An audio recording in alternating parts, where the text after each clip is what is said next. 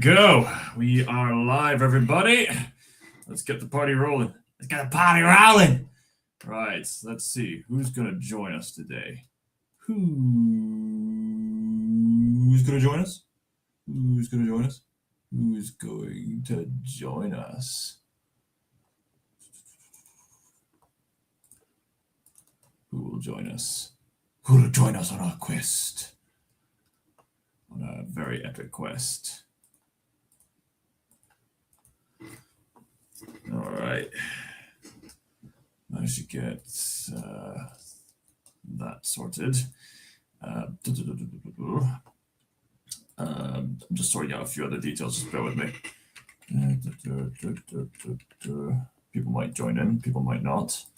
But if you are just hopping in, do feel free to remember that there is a link down below for the link which leads to the sci-fi store that me and a friend are still working on. So do feel free to support that if and when you get the chance. That would be absolutely brilliant. All right, so we're getting things organized. Managing to. All righty, let's see who's going to be ending up here first today. Firstly, we're mixing up my words. Right.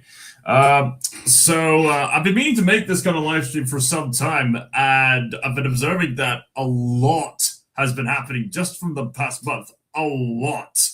You'd think it would be just a lot of the stuff from what people would term as the dump months. Well, in regards to the Hollywood films, the dump month being referred to like January and some of the time of the year where anytime Hollywood does not expect a blockbuster success, they'll just get the films out in this time period just to get them out and over with. People have unfortunately had that experience with the sad attempt at adapting Silent Hill 2 lately, so I guess that's the first bit of news for you. But there's so much to cover. I had to write it all down just to keep up with everything that's been happening. I should start off by saying that as a Scotsman, I'm happy to say that the band Tidelines has been performing for 10 years now, and they intend to keep the ball rolling with traveling to other countries and, of course, performing at the Hydro Stadium at Glasgow. Big shock, I know. Yeah, there's very happy for Tidelines. I really like listening to their music. If you haven't listened to Tidelines yet, I'd highly recommend you do so, especially if you want to be cultured in the ways of Scotland! So there's that to take into consideration. So there's a whole other bunch of news that I should probably just go over just to get it all over with. So I've covered Tidelines. Recently, Andrew Tate lost a wrestling match. Now, most of you probably say, why should we care about him? Well, because the way that Andrew Tate lost, it goes against everything he's been cramming down our throats with this whole machismo schlock for pretty much his mainstream career at this point. His philosophy is you don't pick yourself up and try again. No, you win. You win. Only for that philosophy to backfire him when he lost. And he's trying to justify himself. So, yeah, there we go. Pride comes before the fall, right there. Classic case. Classic narcissism right there. Hopefully Andrew Tate amends his ways. Hopefully. Speaking of narcissists, we are going to be getting a prequel for Gaston, the villain from Beauty and the Beast. Why? Hands up, anybody who asked for a prequel for Gaston. I don't see any hands up. All right, time's up. Nobody asked for a prequel for Gaston. Nobody. He was already a pretty self-explanatory character. Like, even in the the live action remake. The very least they did was, oh, he's a war hero, and that explains his street cred, as it were, his street credibility in the village, and why he's celebrated as someone with a gun. I mean, that's really all the backstory that you need. I mean, this could be potential for delving into characters' backstories in a rather fascinating psychological way to see how the character would have transformed over time. But come on, this is greedy corporate modern Disney we're talking about. I don't think this is going to work in the way they think it will. We've had prequel for Cruella de Vil. We had a prequel for Maleficent. None of them really worked. So, yeah, don't be surprised if people don't have faith in this Gaston prequel, because I certainly don't.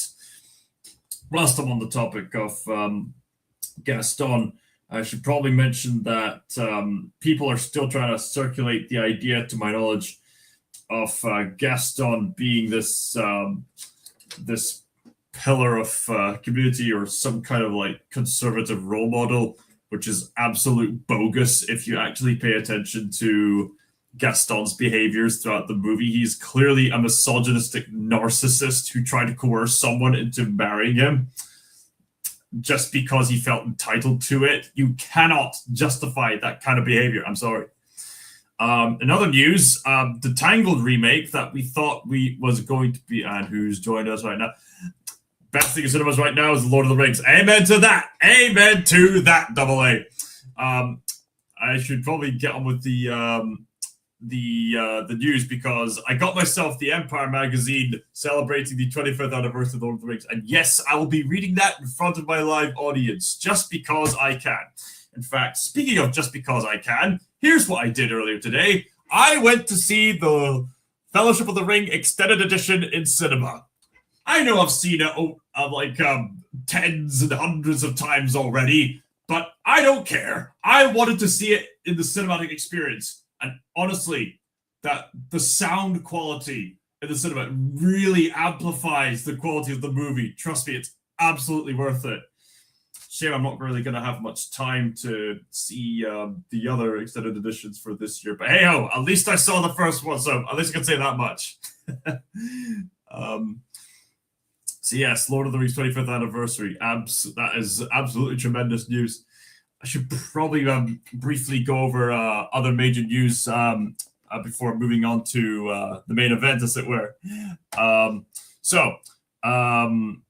Speaking of cinema, as it turns out, Dune Part 3 and Avengers Doomsday, Paul Atreides will return for Avengers Doomsday. No, I'm just kidding. That'd be funny if Timothy Chalamet was actually in that movie.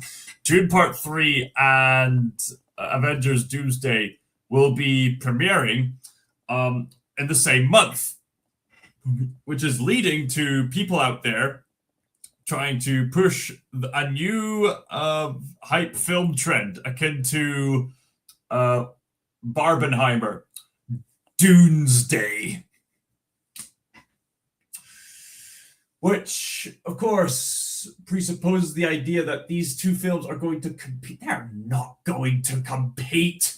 People aren't really that hyped for Doomsday. They want to see what happens with Dune Part 3. Like, this isn't even a close competition. Dune Part 3 is going to dominate the cinemas. I guarantee it. The Treebeard scenes might drag in the cinema setting. Well, hey, people pay to see extended editions. They're going to go through the entire minutes worth of Treebeard poetry, whether they like it or not. And see by land is best. And then everyone's asleep. Let's see.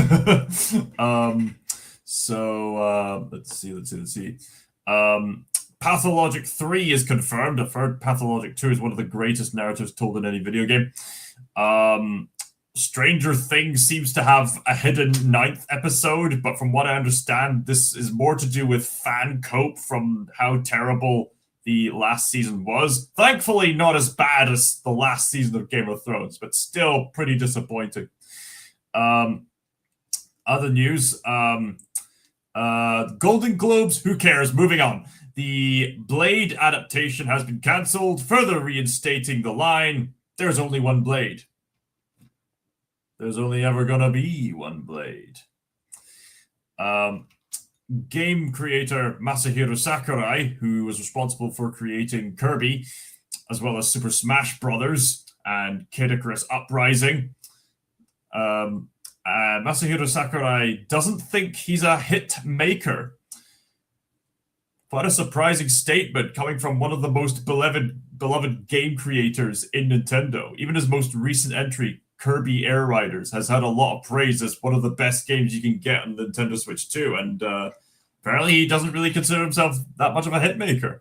Man, no wonder he's retired from making the Super Smash Brothers game. I mean, that must be just a lot of pressure to just keep up hit after hit after hit.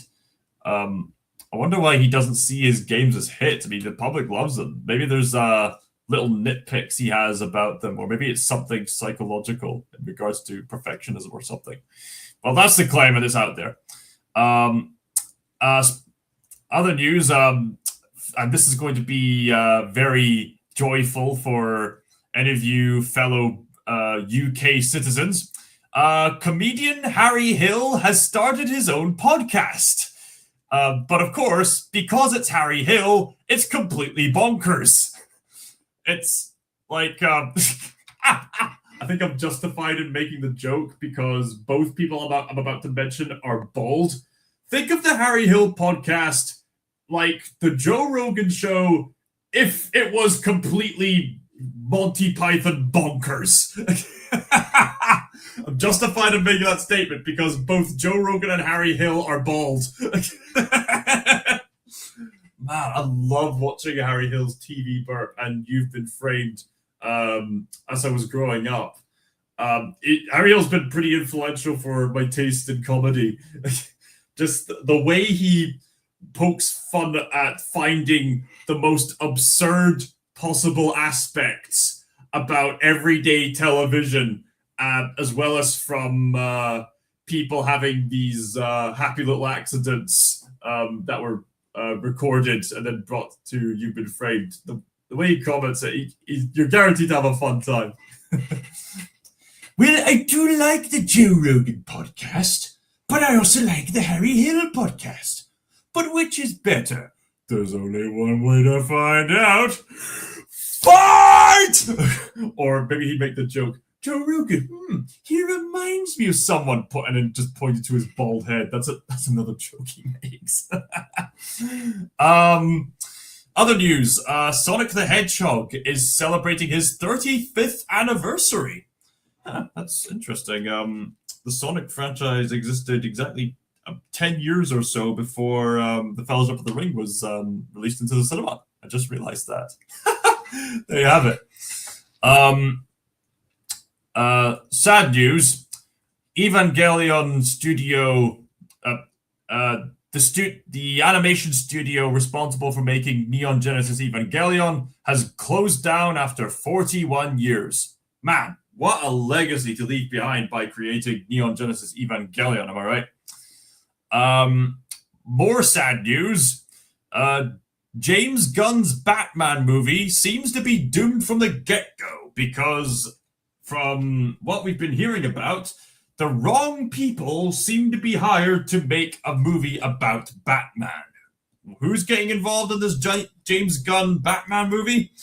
One of the writers, from what I understand, is Christina Hodson. Who is she? To her credit, she is responsible for making Bumblebee.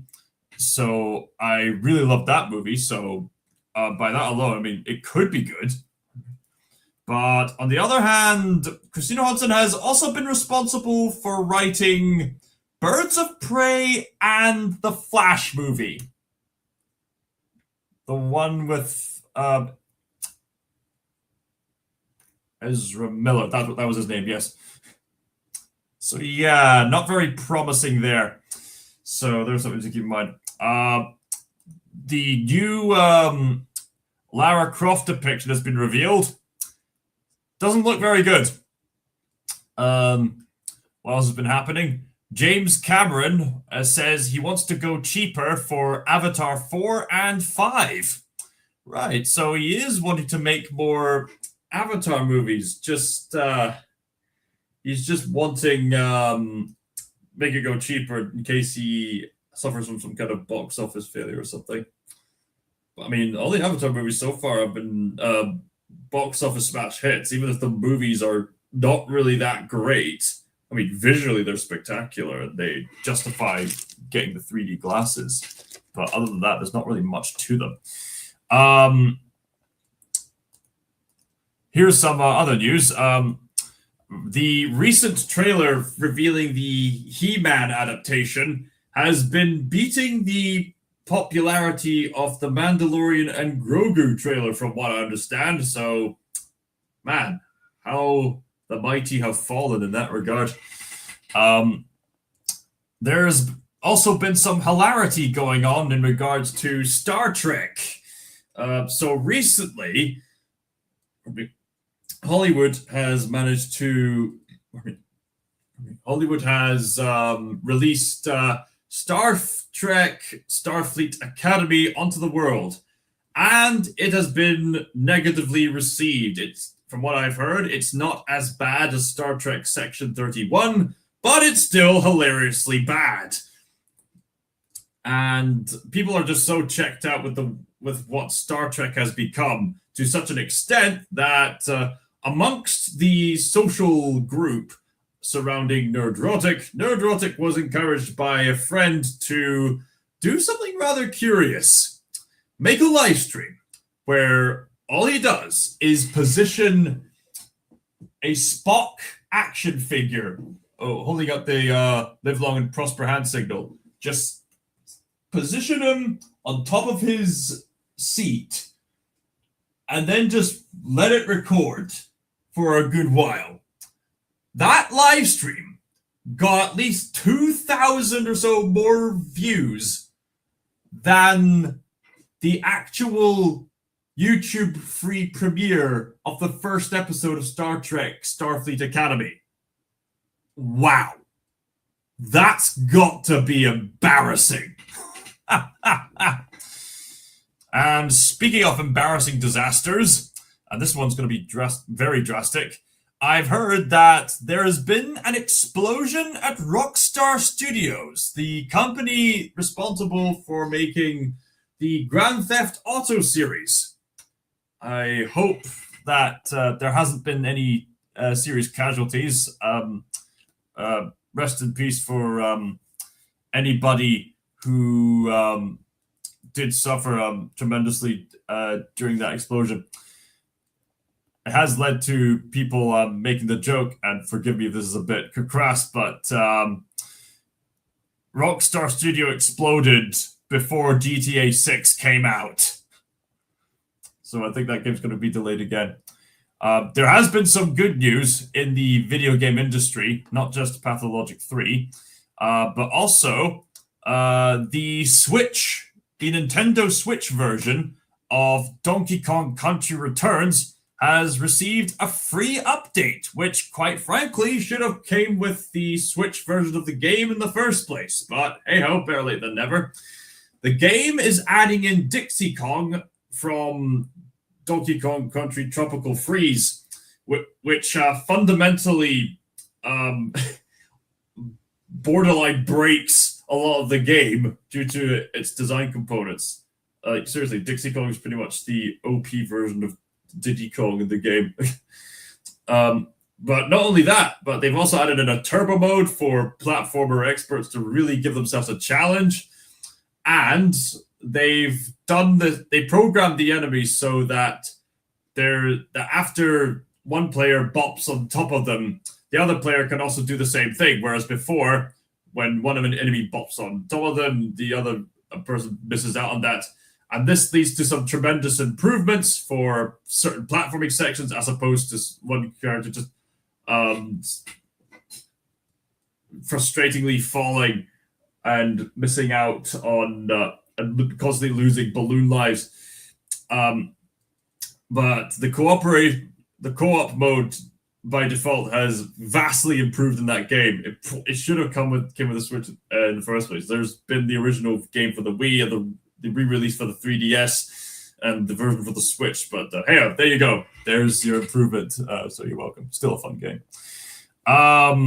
What else have I to cover? Elioli Art has been promoting her project of her adaptation of Genesis, and that's really caught my interest. So do check that out if you get the chance. I'd love to look into that when it gets made. Apparently, there's further details have been revealed for the Hunt for Golem adaptation. I'm sure we'll find out more when we get to reading this. This last bit of news is rather unusual. Prepare yourselves for something weird. So the actor who portrayed Marv in Home Alone 1 and Home Alone 2, apparently he was caught having a prostitute. Yes, you heard me correctly.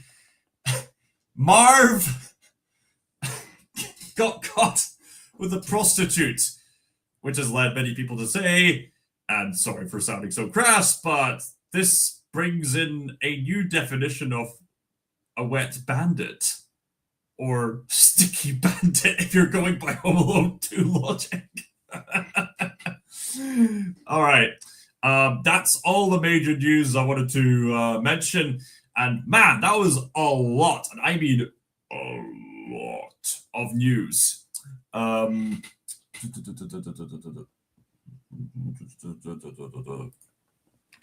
Sorry.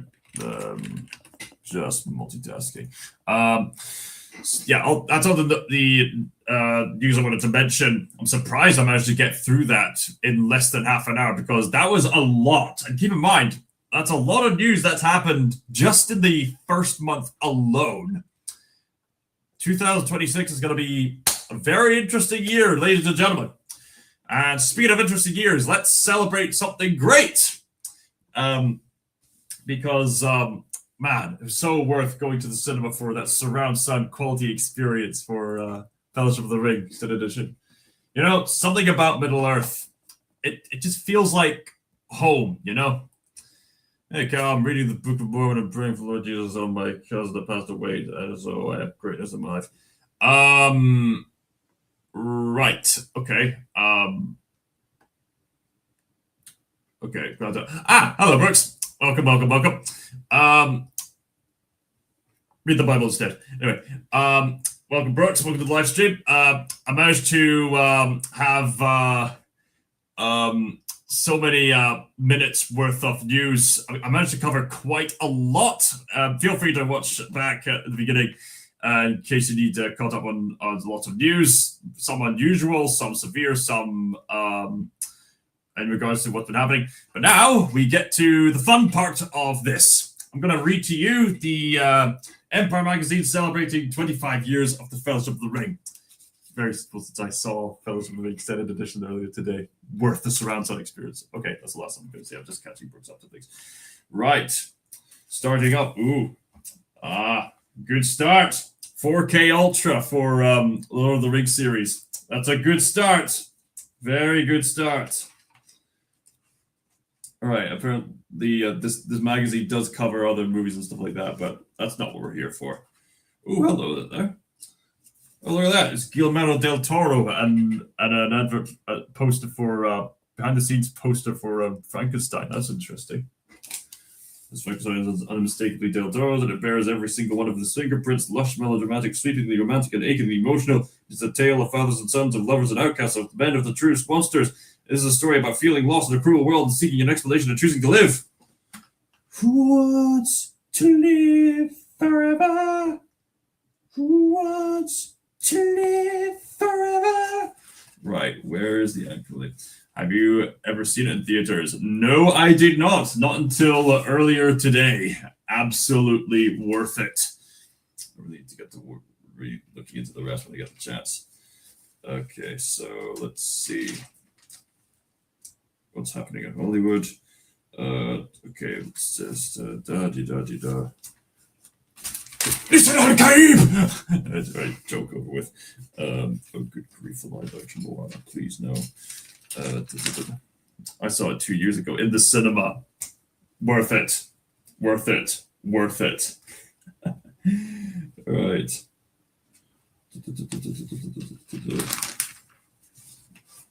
Just reassembled stuff about Doomsday. Who cares about that? Hello, time travel epic.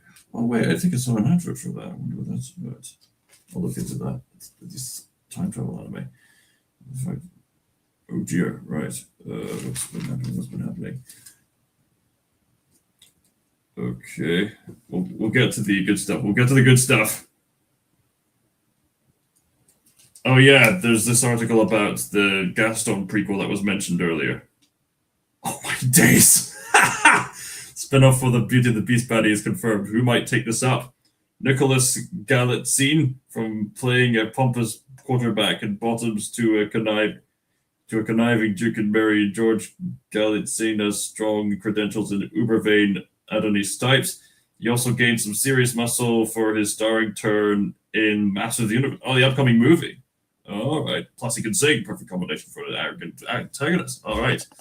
Where's the trailer for Doom Messiah? I think that'll come out later this year. Maybe Warner Brothers wants to avoid clashing with Avengers Doomsday, which maybe they also want to keep away from the Doomsday affiliation. All right, how is this for Gaston hiring for the Gaston prequel? Henry Cavill.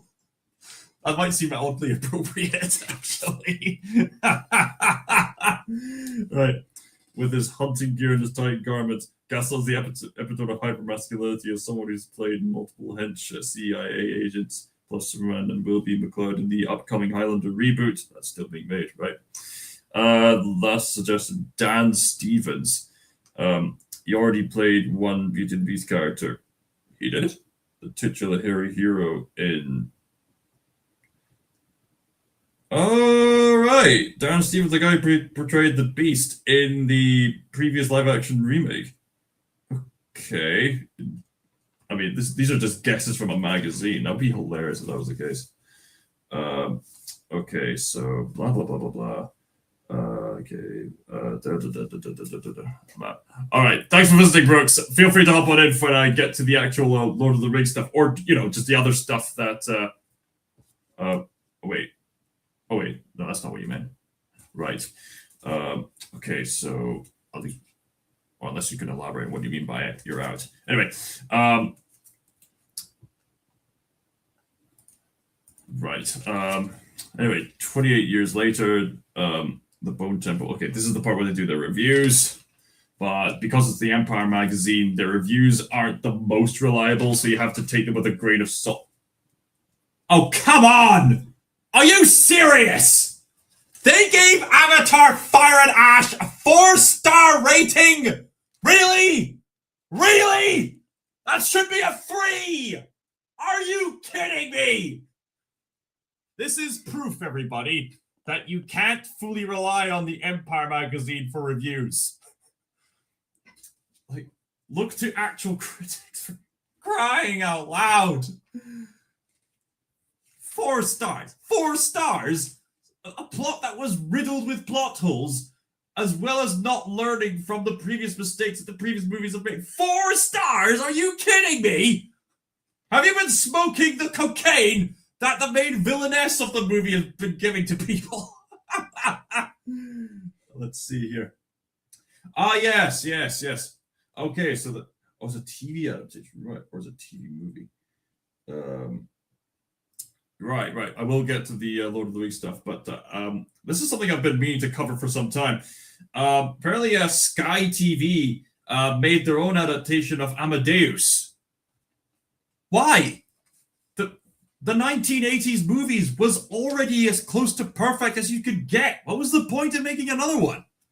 Like, literally, like, what is there to say? What is there to do? Like, the 1980s movie is already as close to perfect as you could get.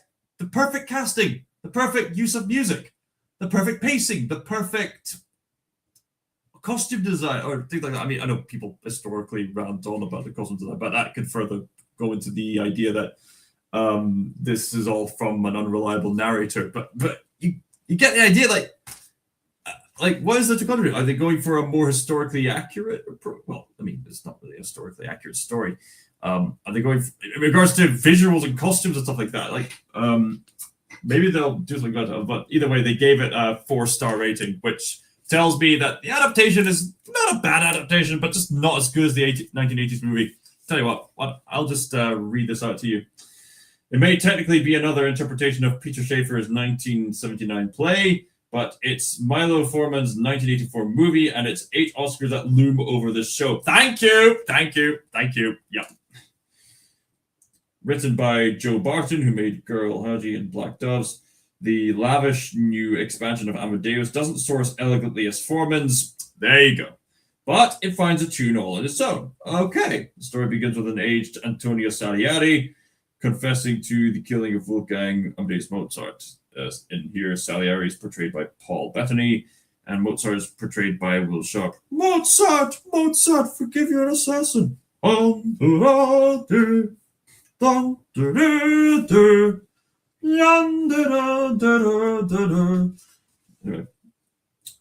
we then flash back to their initial meeting in Vienna. Salieri is an obsequious court composer, secretly terrified by his own mediocrity. All your mediocrities, I absolve you.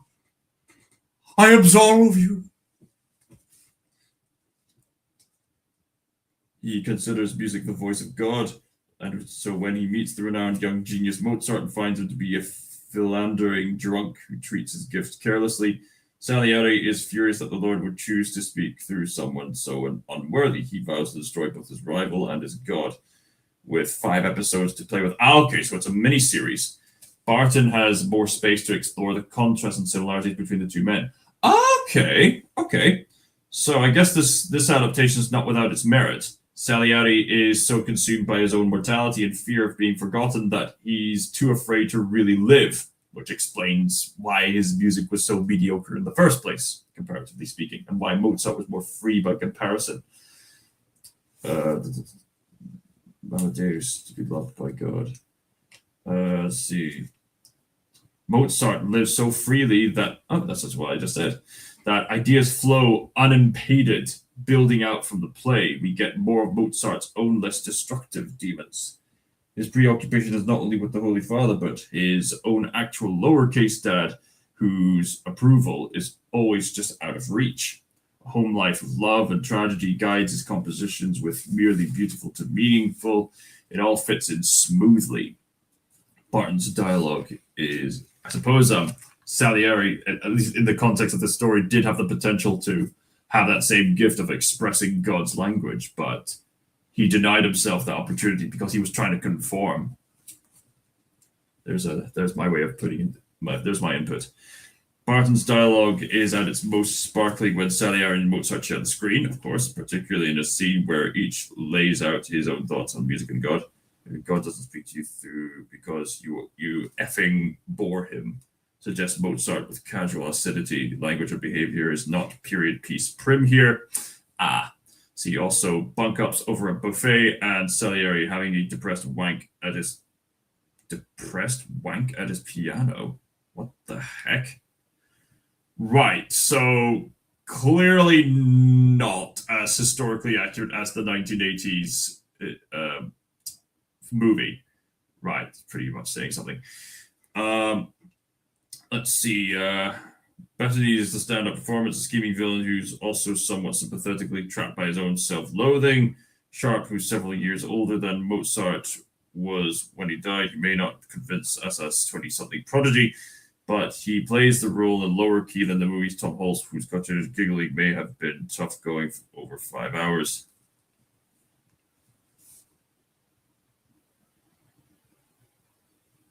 Keelan. Whose cartoonish giggling may have been tough. All right. Gabrielle Creevy is fabulous as Mozart's wife, who has no intention of being a mere background character in her husband's story. If, as is so often the case these days, there's a bit of water treading in the middle, This more than justifies its existence. A very good series to sit alongside a great play and movie. This is a funny, sumptuous, intelligent take on the play, far from merely a cover version. Okay, so I guess the TV version isn't a complete waste of time, but just not as good as the movie. Right. At least that's what I'm gathering. Welcome to Family, a book based on the Fast and the Furious. Also, this is catching my attention. Is this thing on? A tragic comedy about a comedian going through a divorce and not opening up about it, which is starring none other than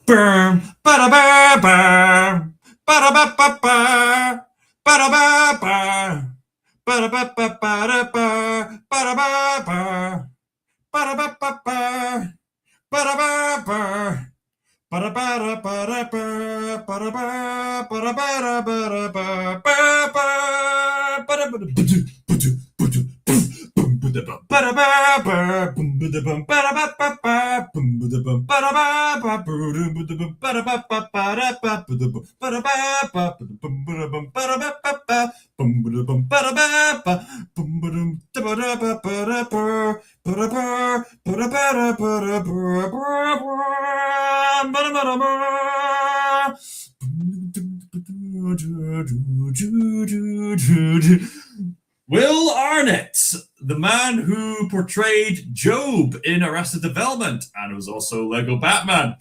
He is a genuinely funny actor. So, yeah, I think they picked the right man to portray this role.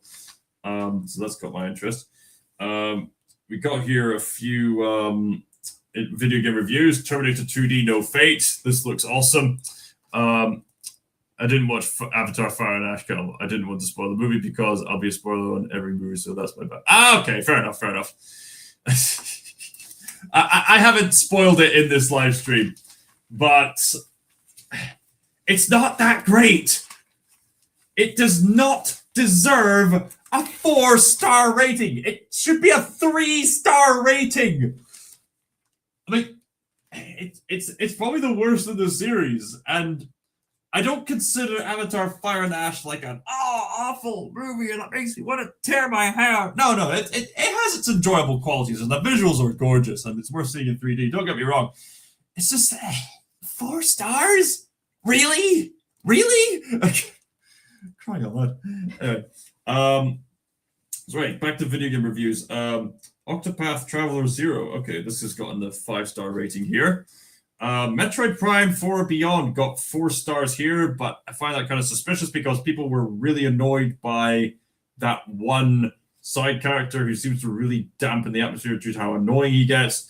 Kirby Air Riders, which I've heard is one of the best the Switch has to offer. Empire Magazine rated it as 3 stars. I probably would have given it a 4 or 5. It really is actually really fun. Combat elements chaotically shake up races, but controls are jarringly different than any other racing that has a weirdly steep learning curve. It does have a weirdly steep learning curve, but I find that's part of the charm. But yeah, they give it a 3 stars? Come on, I would have given it a 4 or 5. That's what I would have given it. Fallout Season 2 got 4 stars. I've heard mixed things about that. History of Sound. Yeah, I've seen adverts for that. I wonder how that's going. Rental Family. Brendan Fraser going to Japan. I wonder how that movie's going to turn out. Let's see.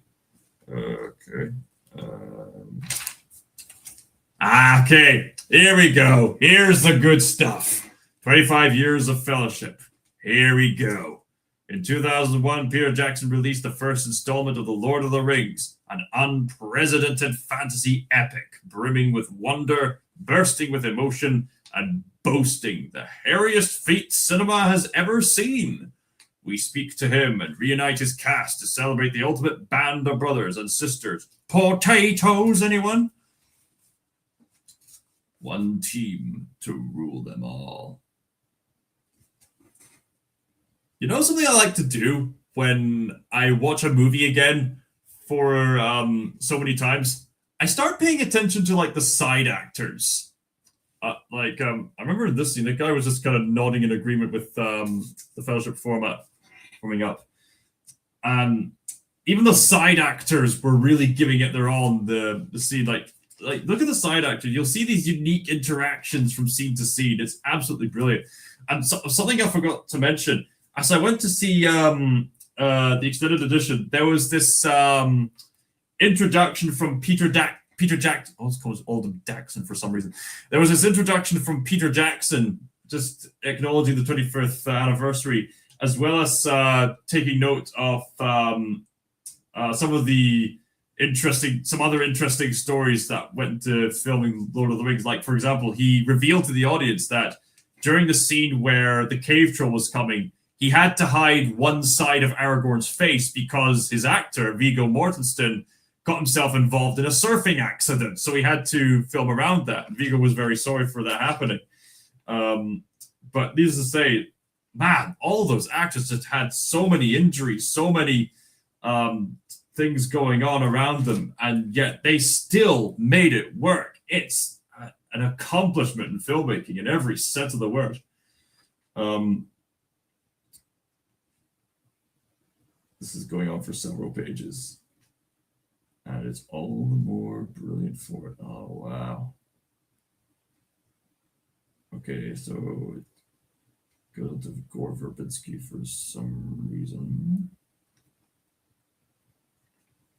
What if we're going to get more details into Hunt for Gollum? I guess we'll find out. Right, let's read on. Peter Jackson pauses, stares into the middle distance. The tousled hair is a touch more Gandalf the Grey, but the face strangely ageless, and the Hawaiian shirt a joyfully idiosyncratic move for first thing in Miramar, the Wellington suburb that slopes gently towards the sea. It's the same house with the same view as it was 25 years ago. What the hell were we thinking? He starts. I mean, I would hesitate to even think that we could do anything like that now. This is beautiful. Wait a minute. Is this his entire? Wait a minute.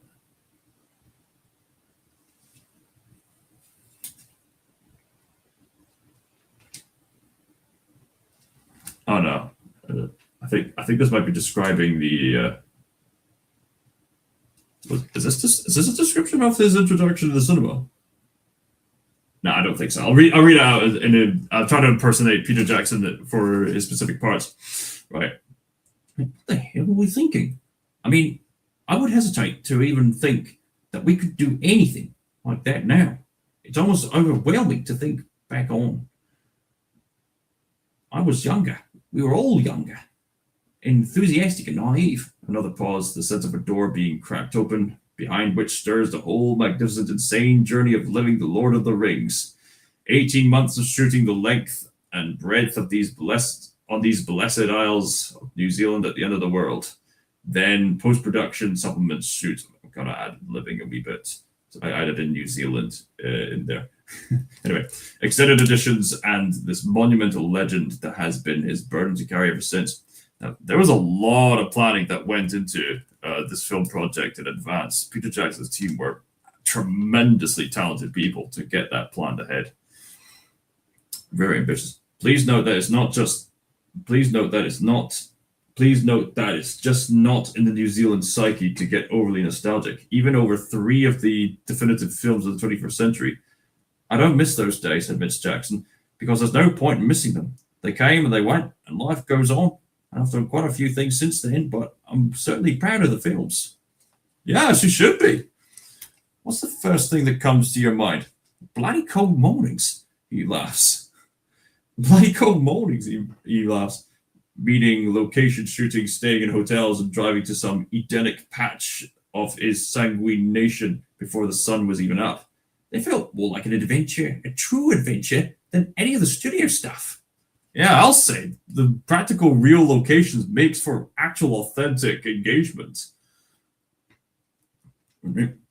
Especially Hobbiton and the Gowden Hall up on that lump of rock in the South Island, ravaged by wind. I was like, holy S-word, I'm actually in the film. He shrugs apologetically. I haven't seen the films for about 15 years. The last time must have been before The Hobbit.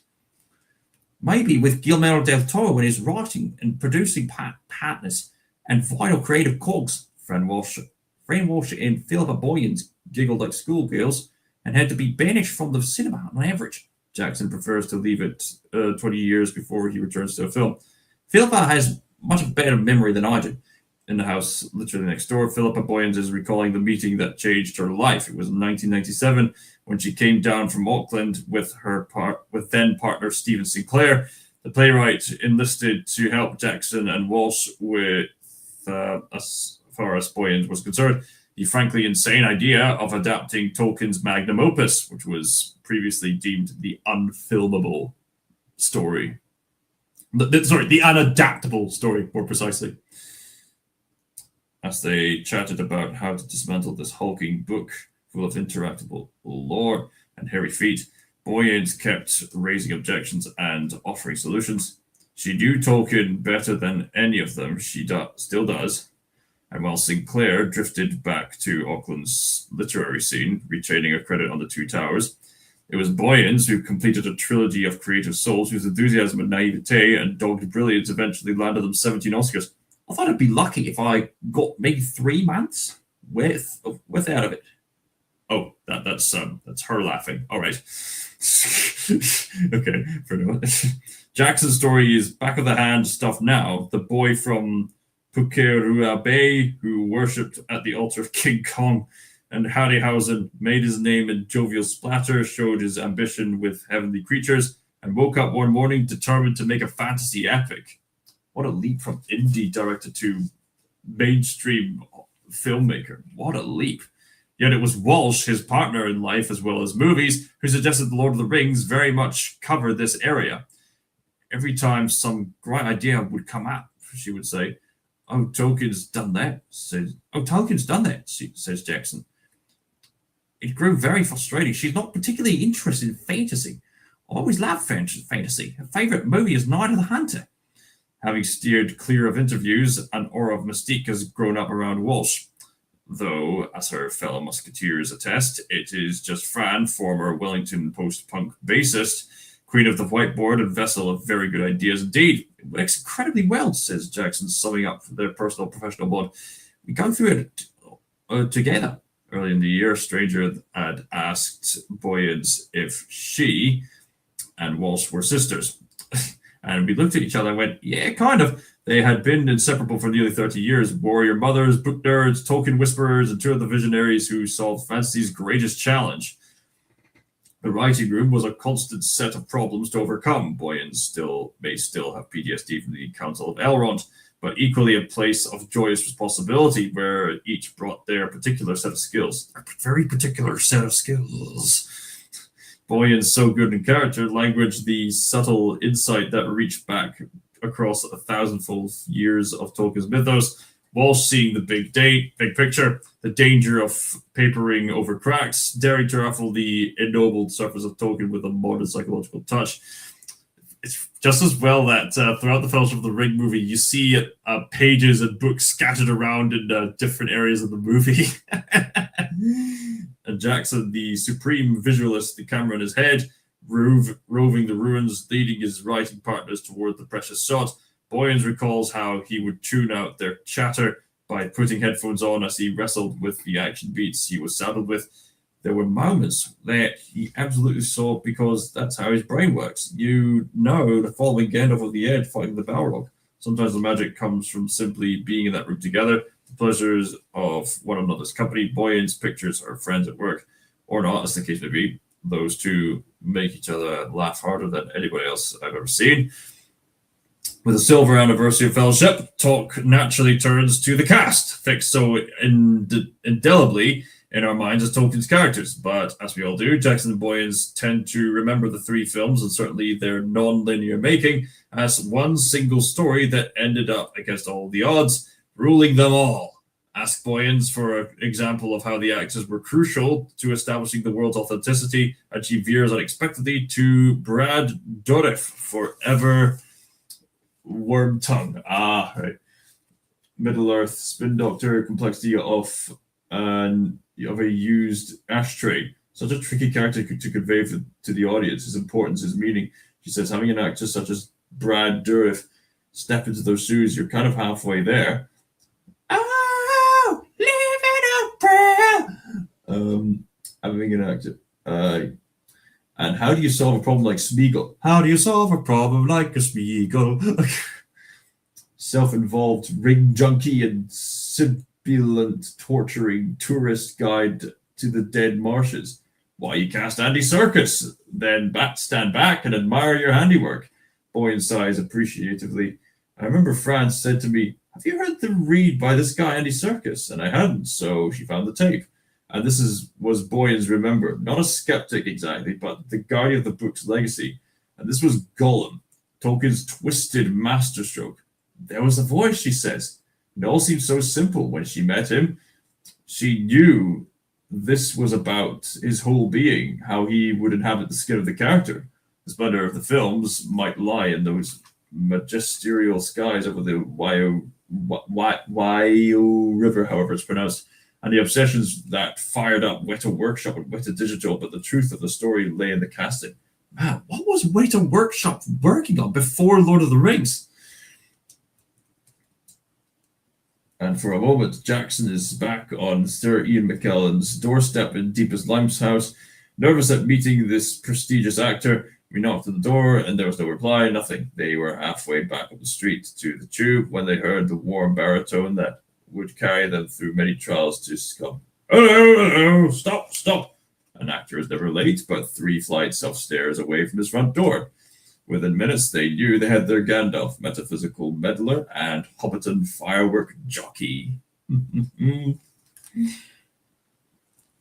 just like him, says Jackson. He's a twinkly-eyed old rascal. Does he ever stop to wonder what it might have been like if Sean Connery had accepted the Wizardly's assignment?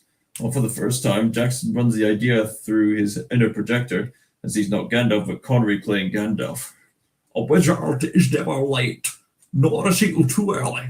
Your eyes precisely what he means to. And what about this sling of yours? Is that staying too? Imagine if Connery did portray Gandalf. That would have been interesting. Let's see. I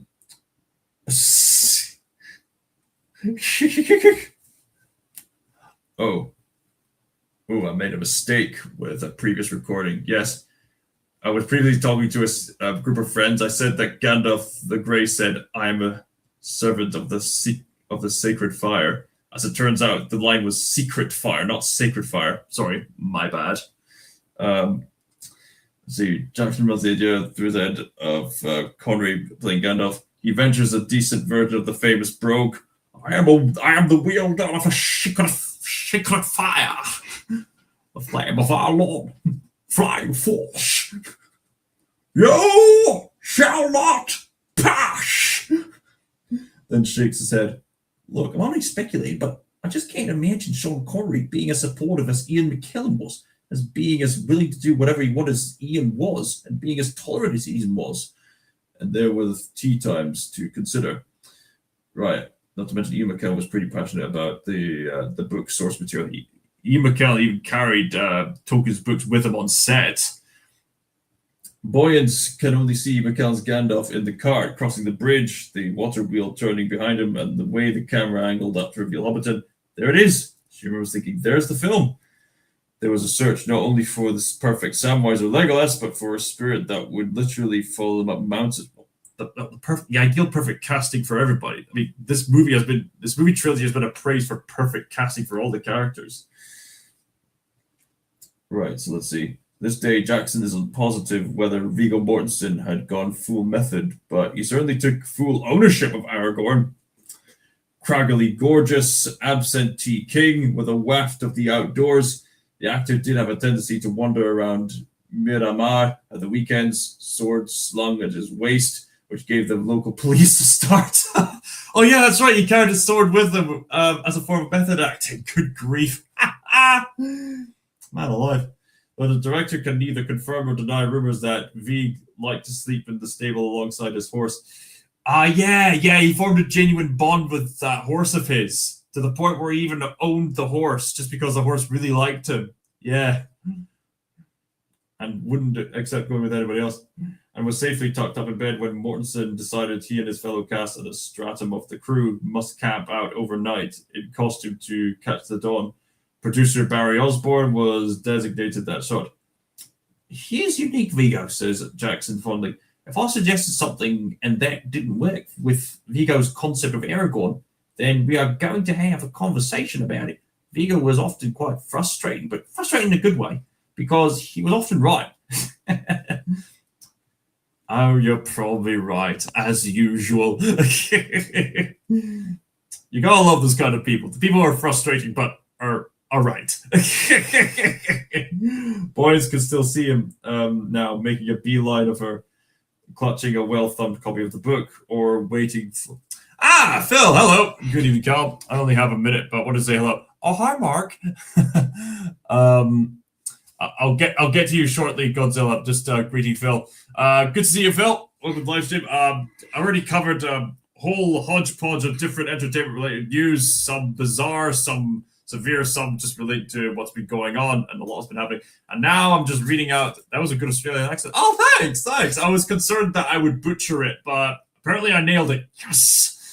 Helps up in listening to a few Australian people. I got a friend who's from Australia, laying down under. I suppose it helps. Like once you listen to, I mean, the key to accents is that you listen primarily to the way they pronounce certain vowels, and then how they pronounce certain letters. Like for example, the Germans will switch around their W's with their V's, and so on and so forth. I was using an Australian accent. Well, New Zealand. Is there a difference between an Australian accent and a New Zealand accent? Because I was imitating Peter Jackson. Because I'm reading this 25th anniversary thing. Reading an article for the 25th anniversary of the Lord of the Rings film trilogy, and yes, I did see Fellowship of the Ring Extended Edition in cinema. It's worth it for the surround sound. So yeah, good life worth spent. Apparently there is a difference, but it's subtle. Okay, right. I'll need to look into that, because that sounds like people could be easily duped into thinking they've mastered, say, a New Zealand accent, only to realize they were doing an Australian accent the whole time. Australian and New Zealand. I'm just looking it up right now. Right. New Zealand and Australian accents are similar but distinct. Right. Oh, very cool. Scary it's been that long. Still remember going to the cinema with friends back in 2001. Man alive, that must have been one of the most epic things ever, to go in there, experience the surround sound.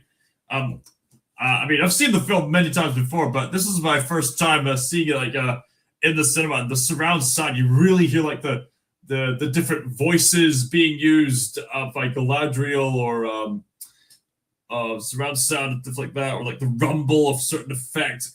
Absolutely worth the cinematic experience, and I have no doubt that they're going to do the same thing again in the 30th anniversary. It's just these films are timeless, man. They're absolutely timeless. And hey, even if cinema becomes a dying art, they're still going to be playing these movies. I guarantee you that much. As a matter of fact, someone I know called Justabill had her local cinema closed because Hollywood kept churning out lackluster movies. But hey ho, as long as the people of the cinemas keep re-releasing, the good stuff, as well as bring out good movies, they should be able to succeed. Anyway, yeah, we were wondering what it was going to be like. We went in expecting it would either be epic or horrible. Yeah, I mean, a lot of people take it for granted these days, but there was a lot of expectations going in. Like, this series was the unadaptable story. It could only work in its source material. Like, there have been many adaptations that have nobly tried but failed, either because they tried to cram in so much with such limited resources and time, like with the Ralph Bakshi version, or they would somehow adapt to all of it, but they missed out on some quality of life stuff. Then you have Peter Jackson, someone who is an independent director, going straight to one of the most ambitious film projects of all time, teaming up with Weta Workshop and whole hodgepodge of things, not to mention some no doubt Jackson would regret getting himself involved with Mr. Weinstein, if you get what I mean. But hey ho, it absolutely paid off. Didn't mean to sideline Godzilla fans' comment. Yeah, it's all right. It was all right. You came in here and it's all right. I was trying to focus on Phil for a moment. Just having a sad day. Okay, so I'm crying in my emotional heart because of wishing anyone could be my friend. Yeah. I'm here for you, man. I'm here for you. That's why I'm now having no friends. So I'm alone. That's not true. That's not true. You got me, and you also got Phil here. We're all his friends, right? We're all here for you. Look, I know you can be quite sensitive, but there are moments when you can't really let your feelings get the better of you. I mean, obviously, take the time to grieve, but to go to the extent of saying that you don't have any friends, that's going a bit far. We've clearly established ourselves as friends. For what it's worth, I'm also a huge Godzilla fan. There you go. See? There you have it. There you have it. So you two have something to talk about in regards to Godzilla now. So you're welcome. You're welcome. I really need to take it easy on my throat. So, and take it easy on yourself, man. Take it easy on yourself. You'll be all right. You'll be all right in the end. Just listen to what's true. Listen to what's good, and you'll get by. Let's see. Where was I? Right. One of the reasons he was preferred was because he. Oh, this next bit's very interesting, especially for this day and age. Wait until you read. Let me read this out to you. Let's see. Boys can still see him making a beeline, clutching a well-thumbed copy of the book. Yep. Or waiting for his bags at Wellington Airport, barefoot. Barefoot, okay. It was she and Walsh who were tasked with picking up one of the most handsome men you'll ever see. On the day of his 11-hour arrival, only for Mortensen to stride right past him. One of the reasons he was so perfect for Aragorn is because he so effortlessly wore that masculinity. Now, isn't that a very interesting statement? He wore the masculinity. It just goes to show how much they valued masculinity back then, and how that translated to such an excellent portrayal of Aragorn. Look, I'm just taking my mercy on my life because of how I've been feeling with my saddest heart. Right. I've just been taking my mercy on my life. Right. I don't think that sentence makes that much grammatic sense, but I hear you. It can be quite devastating, and obviously, something I've had to learn the hard way is that grievance, it never really goes away.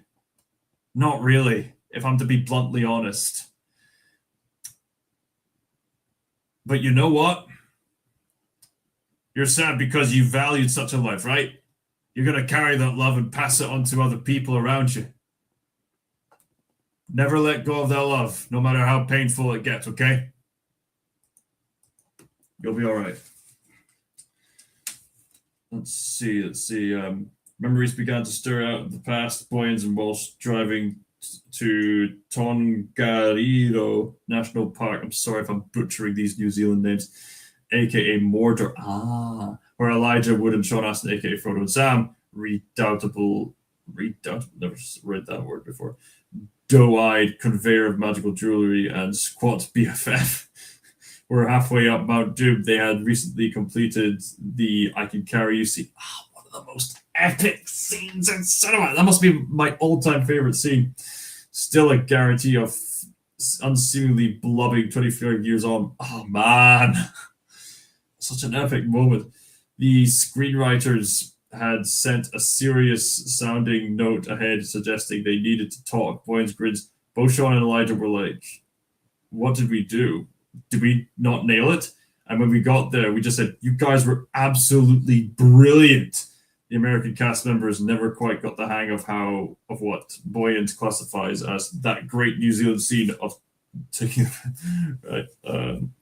The cast didn't simply get on. It was a form of devotion. No wonder the fellowship worked so well on screen.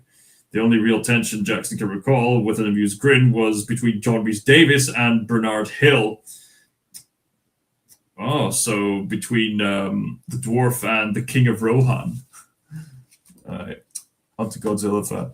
Godzilla, I'm an old man now. Well, almost. Well, however you define old.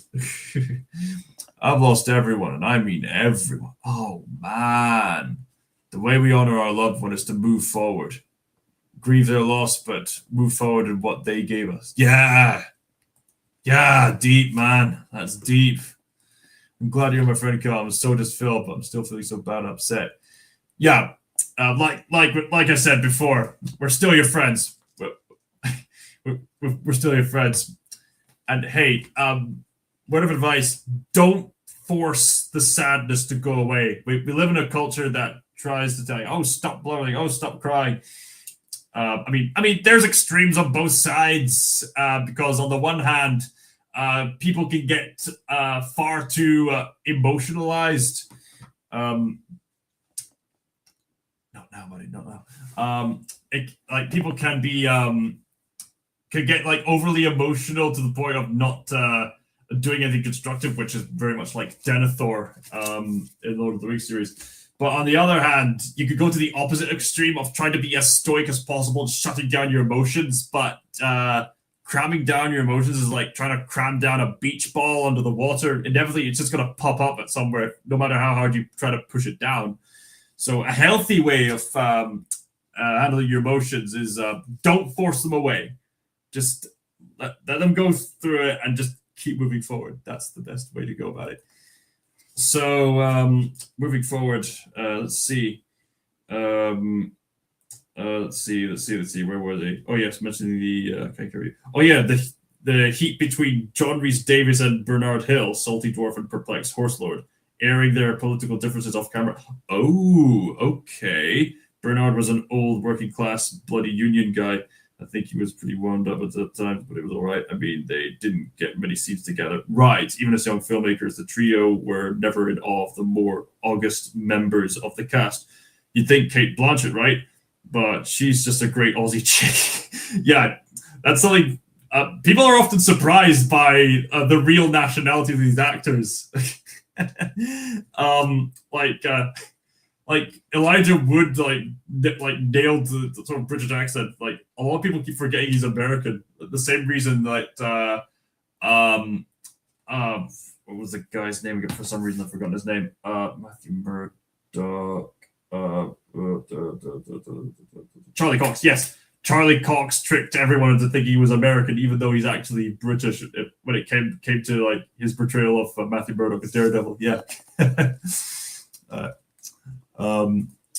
Yeah, as a point of acting, being able to nail different accents. Yeah. Cate Blanchett had an English accent, but she's an Aussie chick. Yeah, she's a chick from Australia, land down under. Phil Chandler Arts, feel your feelings for a time, don't bottle it up. Keep moving forward with the goals. Yeah, exactly. Charlie Cox's American accent was more believable. Yeah, exactly. Like, it's rather impressive in hindsight. Like Viggo Mortensen is actually American, but he was able to sound naturally English. They all did such a great job in that regard. They all did. Right, points. As soon as Ian Holm had finished working, he'd be up for a good gossip about everything. Jackson had treasured memories of visiting Christopher Lee in London in the years after the films and cajoling him to reminisce about his Hammer days. The Hammer horror days, that's right. Just him and me alone talking about Terence Fisher and Peter Cushing. Oh, man, I wish I'd recorded it. Man alive, that must have been just a filmmaker's like ecstasy trip to be in that kind of conversation. The greatest legacy of Fellowship may be exactly that, Fellowship. Amen to that. Boyens had recently returned from Los Angeles, where she squeezed in a dinner with unnamed hobbits. Unnamed hobbits? What are you talking about? Yeah, exactly. I can't guarantee your chances, but you have my sympathies, Frodo. Carry the ring rail. Mortensen will send them rough cuts of his own films. Circus, she says, simply is just a mate. It's odd that Brits can really nail American accent, but Americans aren't as good with doing British. Well, most of them anyway. But obviously, you have the case where Viggo Mortensen is American, yet he's doing pretty good with his English accent there. And then you also have Sean Astin, who's American, but is pretty much nailing that kind of country accent. I were dropping the wave, sir. I mean, you'd be amazed. You'd be amazed. Which translates as very old friend. Let's see. Circus Cheese is just a mate, which translates as very old friend. And what about very old friends? You sense that through the achievements of Gollum, spearheaded by Walsh, through King Kong and the Hobbit, and simply through life, Circus has become the fourth musketeer. We did some test shooting to Claire's Boyance, who is now on pre-production on The Hunt for Gollum, the prequel set between trilogies that follows Aragorn's attempt to capture the elusive wretch. Also, I've heard that they're going to cast a younger actor to portray Aragorn, which, you know, on the one hand, it's sad that we're not going to get Viggo Mortensen as Aragorn again, but on the other hand, yeah, it probably makes sense for the whole, you know, age thing. Yeah. Sam Neill does a passable American accent. Right. Sam Neill.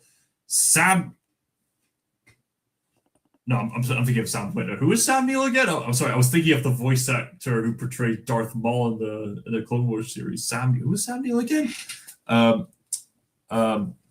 Viggo Mortensen was the man. Yeah, but even said earlier in this magazine that where was it? One of the most handsome men you'll ever see on the day of his 11-hour arrival, only for Mortensen to stride right past them. One of the reasons he was so perfect for Aragorn is because he so effortlessly wore that masculinity. That's what the magazine says. Yeah. Sam Neill was Alan Grant in the Jurassic Park. Yeah, he was also Kris Kringle in the Miracle on 34th Street remake. Right. Yes, of course. Are you reading The Hobbit? I have read The Hobbit. I've read the book, and I've also read the graphic novel. Fun fact, I was introduced to the Tolkien Legendarium through the graphic novel that Dad read to me when I was young. Good memories. Apparently, Sean Astin was the only American that carried the accent through the trilogy the best. All right. Everyone else lost it at one point or another. All right. Magazines, no one reads that. I mean, I don't really read the Empire magazine that much. I mean, this is going to make you cringe because they gave Avatar Fire and Ash a 4-star rating. This is why we don't read these kind of magazines! But I purchased this one just because it celebrated the 25th anniversary of Fellowship of the Ring, and I thought it would make for good quality content and possibly some insight with the people being interviewed, you know. Sam Neill was also in Event Horizon. It was kind of terrifying that. I've yet to see Event Horizon. I heard that's a cult sci-fi horror classic. I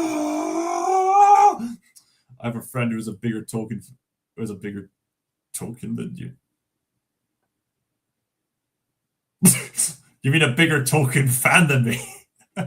Sam Neill was terrifying and hilarious. Right.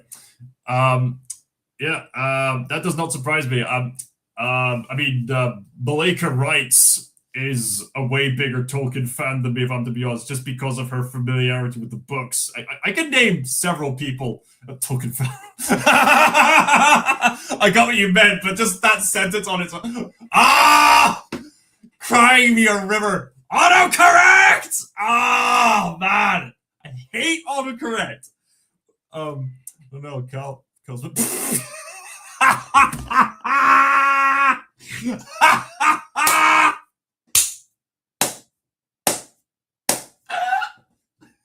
Good one, Phil. Good one.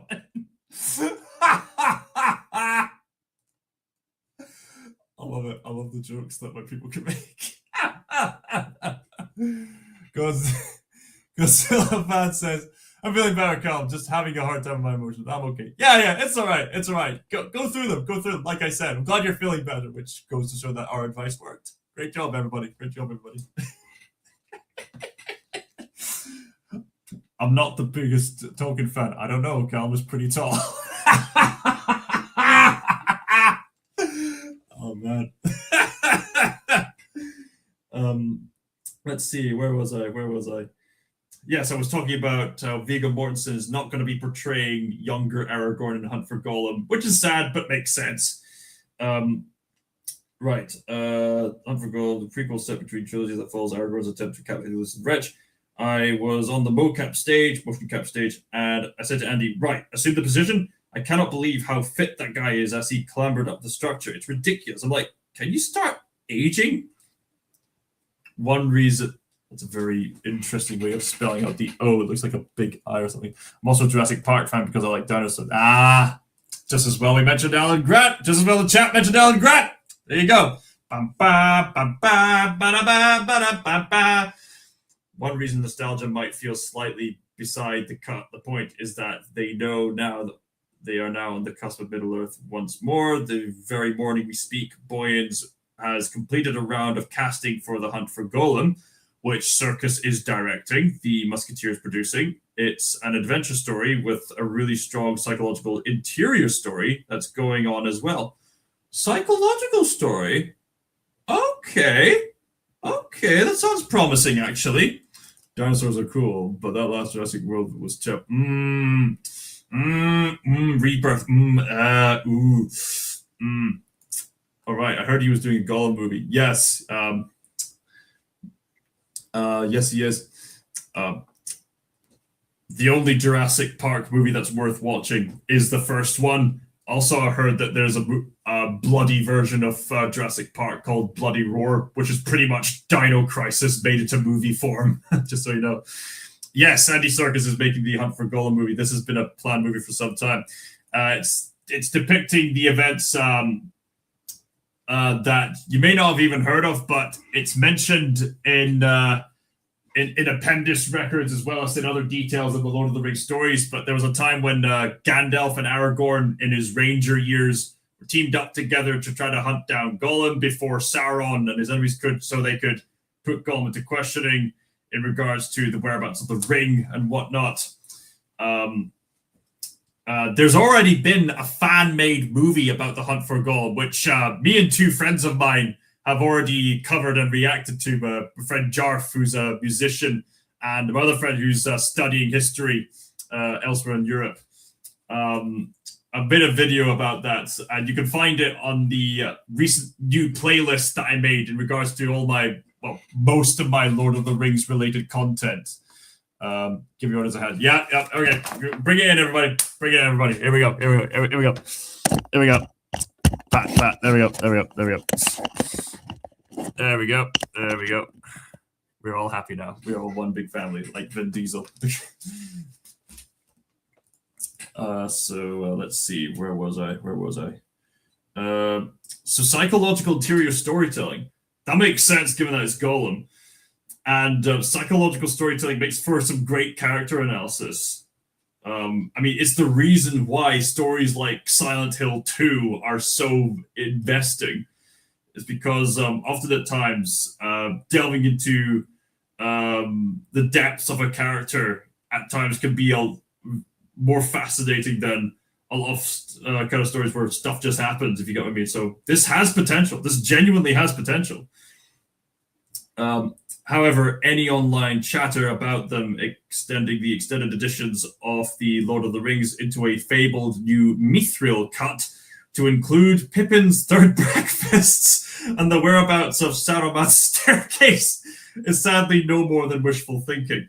I always assumed that Saruman could just teleported between the top floor of the Isengard Tower to other parts of the tower. I just assumed.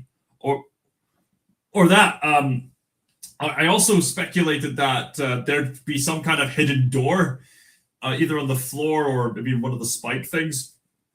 I guess it's kind of cool that it's left up to mystery. How long do you have left? Quite a bit, I'm afraid.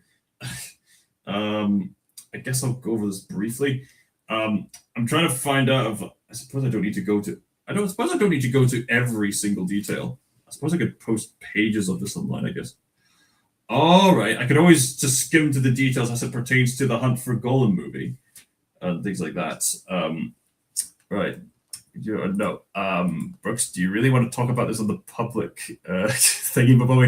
Whilst you're at it, Brooks, feel free to tune the audience in on the progress of the book. By the way, you can still check out details on the story that Brooks and I have been working on in the description below. Still ongoing, still making stuff in our spare time in regards to story advancements and things like that. It's getting into some really interesting directions, but we'll let you know more about it when the time is right. It's going to take a long while, but we're making steps at a time, and every step is absolutely worth it. We're on issue 40. Yeah, I suppose I'm not going to spoil too much, but the idea is that what's the title of your books? You're free of short. I'll let you know, books. I'll let you know. All right, what's the title of your books? Feel free to. Yeah, there you go. That's the title. That's the title of it. The plan is to have an approximate 70-issue long story, but due to the amount of detail we're putting into the story, we're considering expanding it to more issues, probably about 80 or so, or maybe 90. It really depends on the direction of the story. It really depends on what's suitable for the story. But yeah, do check it out. It's very interesting alternative history science fiction. When you get the chance to check it out, I'll just leave that detail for you there. So anyway, let's see if I can find any details as pertain to sequel to Hitchhiker's Guide. Maybe.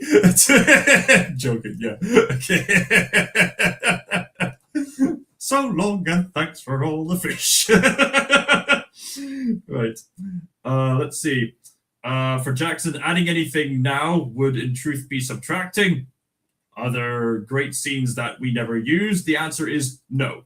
There are bits and pieces, I guess, like that one deleted scene with Frodo having a vision of becoming like Gollum, I guess. But if you did an extended cut, as opposed to an extended cut or whatever, it will get called and it would be disappointing. It would be the extended cut with a few extra seconds of something here and there. It wouldn't be worthwhile doing. Besides, with all the narrative adjustments made on the go, much of what remains unseen has no logical place in the story. Arwen fighting at Helm's Deep, Legolas's costume overhaul, Sauron reconstituting as the towering beefcake of the prologue. Boyens tries to recall anything that could credibly make a purely hypothetical Ultimate Edition. Maybe they could at the very least add in that one scene with that one elven hero at the prologue sequence at the very least, I guess. Can't do a link. What do you mean it can't do a link? I put the link in the description of the stream. What are you talking about? What are you talking about? The link's right there. It works. What are you talking about? Couldn't you put the things in the description? I did. It works. What are you talking about? More secret to do. No. What? What are you? For Patreon. Another link for Patreon. What do you mean another link for Patreon? That's the only link for Patreon. What are you talking about? What's wrong with that link for Patreon? I'm sorry. I'm genuinely confused. What's wrong with it? That's the way that people access the Patreon. That's the one I've had for some other from time. I posted a link for Patreon in the chat. Oh, right. Okay, yeah, links and it didn't work. Oh, right. Maybe you can't see it on his end. Right. Yeah. Live chat comments are very weird like that because sometimes you'll post in something and it works. Sometimes you'll put it in and it doesn't work. It's pretty weird. But I've got the link in the description, like I said. So you could use that method to check it out. Anyway, let's see. Battle of the Orcs, the outskirts of Lothlorien using bungee jumping elves. The battle with orcs on the outskirts of Lothlorien, including bungee jumping elves, offers Separ or Eowyn fighting Uruk-hai in the glittering caves. Didn't that make the extended editions? She frowns. Only a brief cutaway of Eowyn's actions face a young, beardless Aragorn frolicking among the trees with Arwen. There was that. It was in Lothlorien, she nods. But there's not a lot. There really isn't. Jackson still hopes that the studio will help him make an all-encompassing documentary of those famous days, pruning the original 7 million feet of celluloid for the scenes that never made it. Didn't he already do that with like the appendices? I guess not every detail. Man alive. No, Brooks. This is the Empire magazine and details about the 25th anniversary of the Lord of the Rings. You thought I was reading a comic book? I was describing behind the scenes details. Is there a comic adaptation of like the appendices of the Lord of the Rings film adaptations? Right. I just thought there was a comic book. I did read a graphic novel adaptation of The Hobbit. So yeah, that's a great read. In fact, you know what? I'll show it to you guys right now. Yeah, Night was a distorted Rex in the last Jurassic. Yeah. Haven't seen Empire magazine. I don't think it was still in print. It's probably not worth it. In the Empire, you were reading. Wait, there's a comic. You might want to elaborate a bit further. I'm just going to get the graphic novel of The Hobbit just because I can. Be right back, guys. Here it is. Here it is. This adaptation. Yes. I thought you. Oh, okay. You just thought there was a comic. Oh, okay. I guess you can see why, like, with behind the scenes pictures. Yeah. Okay. From a distance, it looked like comic strips. Okay. Right. Fair enough. I can see why you'd say it. Just think that. Right. Anyway, I mean, I do have this. This is a great adaptation. By the way, this is an absolutely fantastic adaptation of the Hobbit story. Right. So where was I? Right.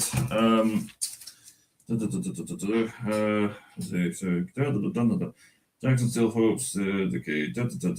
Somehow 25 years have passed, though it barely seems like yesterday. Man alive, yet neither Jackson nor Boyens are the ones to bask in former glories or retrace the mythology of Gimli's beard cultivation. What still inspires them is the sense of shared experiences, be they elf, dwarf, wizard, or hobbit. It was the human touch that mattered, or as Mortensen was apt to say, as he waded hip deep into the river, it was about the journey, not the destination exactly. Or I guess in Mortensen's case, he was portraying one of the Dunedain, people blessed with eternal life. So I guess there's that to take into consideration. Where did you get that book? I got that book from my family. There's the cast. Viggo Mortensen got Nikki a lot in the film. Man, I mean, to quote Gandalf in the movie, "You haven't aged a day." I mean, again, with Elijah Wood's case, I mean, he has grown a bit of stubble, but other than that, he's still got that very piercy-eyed, boyish kind of look. I was watching the film again, and I noticed, I could see why they picked Elijah Wood, who Brooks has recently met at a Comic-Con, by the way. Why they picked Elijah Wood as Frodo. He's got a very unique kind of face. He's got a kind of similar structure to what you'd see from like those Greek sculptures by Michelangelo, but he's also got these like piercing eyes, which kind of puppy piercing eyes, which read a lot of emotionality and a lot of relatability. There's something very striking about those eyes. As a real Elijah Wood is a real life anime boy. Pretty much. Actually, he's now the exact name of Frodo in the book. Oh wow! Oh man! You're right. Man alive. I mean, there's a thought because hobbits have longer lifespans than humans. That's more time to have those second breakfasts, afternoon suppers, afternoon teas, and whatnot. 11sies. I don't think he knows about second breakfast tip, which would have benefited if they did wait till them. But then we wouldn't have the 25th anniversary thing to read. By the way, Brooks asked about his role about a Tron Uprising, and Elijah Wood did confirm that if the show succeeded, they would have gotten a second season. Such a shame that show was cancelled. It's so awesome. It literally led to the creation of Into the Spider-Verse. Let's see. There's a lot here, but let's see if I can just skip to the part that pertains to there's interviews with the cast here. Let's see if I can get to any details pertaining Hunt for Gollum just to stay relevant. Right,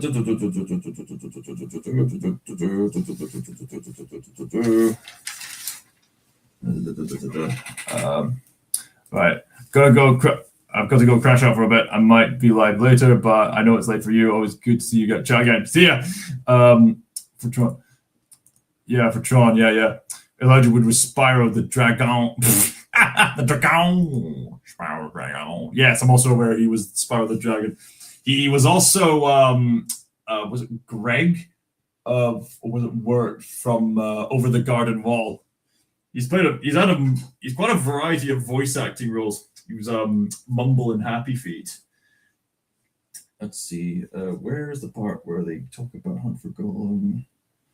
I saw it earlier. I mean, I could read you all this great stuff, but let's get to the point. Okay, just double checking. Just show you pictures. You're the dire hero for Tron. Exactly. Finally, Ian, how are you feeling about playing Gandalf again in the Hunt for Golem? McKellen, I don't think that was actually been decided. And certainly you can't put it in your magazine as fact. Gandalf is in that movie. I think that's not a secret. But there are still some things and still some things to be worked out. Okay, so not confirmed, but probably very likely, knowing the role. I don't think Ian McKellen's role would be too demanding. I mean, Gandalf's role in the story mainly boils down to tell Aragorn to initiate the quest to hunt for Gollum, and then interrogating Gollum. That's pretty much the extent of Gandalf's role to play, at least as far as the Hunt for Gollum story is concerned. So I mean, they should probably cast Ian McKellen in the role of Gandalf again. I mean, it's not going to be that demanding. I mean, when Christopher Lee was brought on to play Saruman, like he spent most of his lines just sitting on a chair, not really anything too demanding. He got his stunt double to do the actions scenes for Battle of the Five Armies. It shouldn't be that demanding, in theory at least. Let's see. How do you feel then about the idea of possibly returning to the role? I think as people do at my age, there are certain things I want to do before the inevitable, and one of them is to go back to New Zealand. I want to see mountains again. Mountains! What's up with the squirrel fur? I guess these need to go. Oh, he likes telling these jokes, everybody. Right. Let's see. Right. I want to see mountains again, Gandalf. Mountains! Just to see some of those sights again. I suppose I'm being nostalgic, but it won't be the same because the hobbits won't be there, as far as I know. Well, actually, there will be a hobbit. It's just a very corrupted hobbit, being Schmiegal, aka Gollum. Boy, well, come if you want, Ian. Aston. Sam will carry your back. Laughter. Will you? That would be nice. Maybe one of the hobbits would be there. I don't know, but I don't want anyone else to play again, frankly. Okay, so he's pretty much confirmed to be playing McKellen, pretty much. You know, it would be a surprise if he. All right. Question: what is it? Oh, wait. Here's another joke. Okay, what does it take? What does it take more than one? I think you meant to say why. Why does it take more than one squirrel to change a light bulb? Take your time typing out the answer, just so you can spell it correctly. Just a word of advice. Let's see, correct. Let's see. I mean, there are Dumbledores galore there. Many people think that I played Dumbledore. There was even a joke about that in like the Lego movie, not like, in a way. I'm always rather sad when some little wide-eyed child comes up and says, "Are you?" And I think, "Yes, I am." And he says, "Are you Dumbledore?" Right. How about the rest of you? Would you like to re-team one day, say, for the Scouring of the Shire? Ooh. Oh, Calm, the Calm, one of the characters of the World of Middle-earth. It's canon now. Scouring of the Shire. Oh, man. Imagine if they filmed the Scouring of the Shire scene. Oh, man. That would be so cool. Aston says, I'd like that very much. I think that would be cool. Elijah Wood says, you know, similar to Ian, I also want to go back to New Zealand. I would love to see those people again and play in that sandbox more, just to see old friends. And that's the end of that. So yes, they would absolutely be all on board for a shooting the Scouring of the Shire scene. Man alive. Well, I mean, I know I said in my review that I can understand it was already exhausting enough, that big finale, but man, imagine they went all the way with that. That would have, whew, man alive. No holding back. Let's see. I can't see any more details as it pertains to Hunt for Golem here, so I'm probably going to have to end the live stream fairly soon because I need to get on with some work for Brooks. I wanted to catch up with some news with you guys, right? Let's see. Really cool how it works, by the way.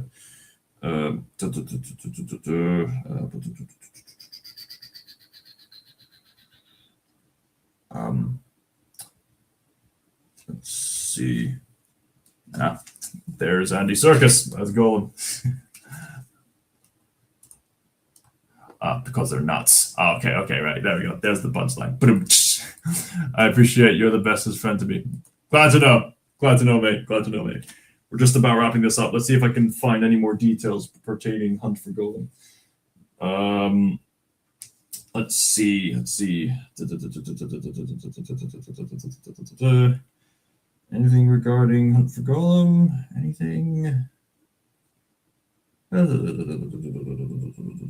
Aha, yes, there is. Right. And now, okay, Andy Serkis's words, if I'm not mistaken. And now here I find myself 25 years later, back in New Zealand, working with many of the same artists across the board on the Hunt for Golem, revisiting a character that has never really left me, and this time stepping into the directorial shoes of the man who created these important movies that have affected so many people's lives over the course of the last quarter of a century. Also having the shared history of working on so many other projects together over that period of time, including the Tintin movie, another favorite movie of mine. Let's see. Okay, so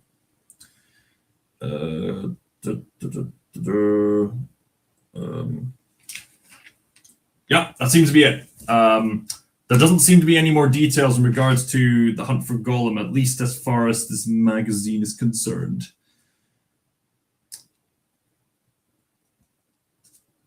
So let's see if there's anything else here that will catch my interest. Just to check on it. Dream Warrior.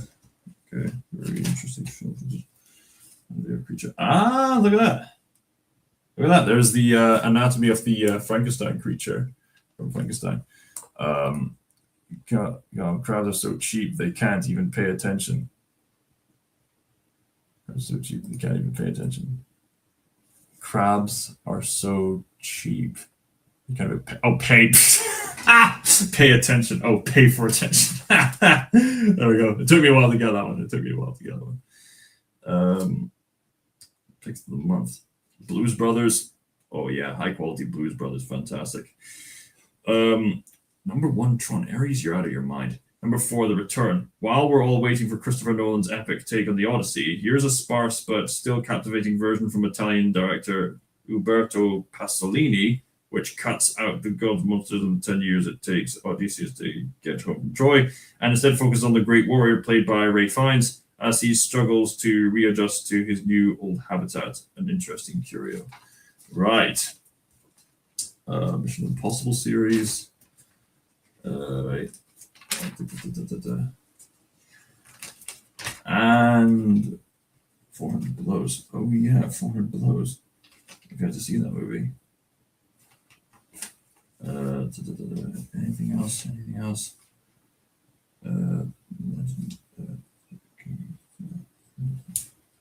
Oh yeah, Taron Egerton. Right. Yep, that seems to be it. And that concludes the bulk of this live stream, everybody. I suppose there is something else rather serious I want to mention before I head off. And I don't want to dampen the tone, but I think this needs to be said because, just so people are aware. So on a more serious note, So, sorry, I'm just organizing stuff. Before I head off, just wanted to briefly mention that someone by the hold on a minute, just sorry. Let me double check something. Guy Moon, American composer, right? So it was Guy Moon, right? Right. So sad news. Someone by the name of Guy Moon died in a car crash. He was an American composer who worked on children's animated shows such as The Fairly Odd Parents, Danny Phantom, Cow and Chicken, and Johnny Test. So there you have it. And also, the next bit of news I want to mention before I end the live stream, I think this is something that needs to be said because my friend Malika writes has been talking about this very serious topic on Instagram, and that's about I'll try to make it as clean as possible, but basically there have been monstrous people who have been misusing the Grok AI to do horrible things to people who don't deserve it. It's awful. They're misusing AI to undress vulnerable people, and it's wrong. It's absolutely wrong. No one should have to do this. No one should have to be victim to this. That kind of behavior needs to stop now. So, if you can do anything to prevent that kind of action, please do so. Or at the very least, raise awareness of what I just said so that other people can be aware and to protect the vulnerable. Thank you all for listening. That's the end of the live stream. Thank you all so much for watching. You guys are amazing. Good night.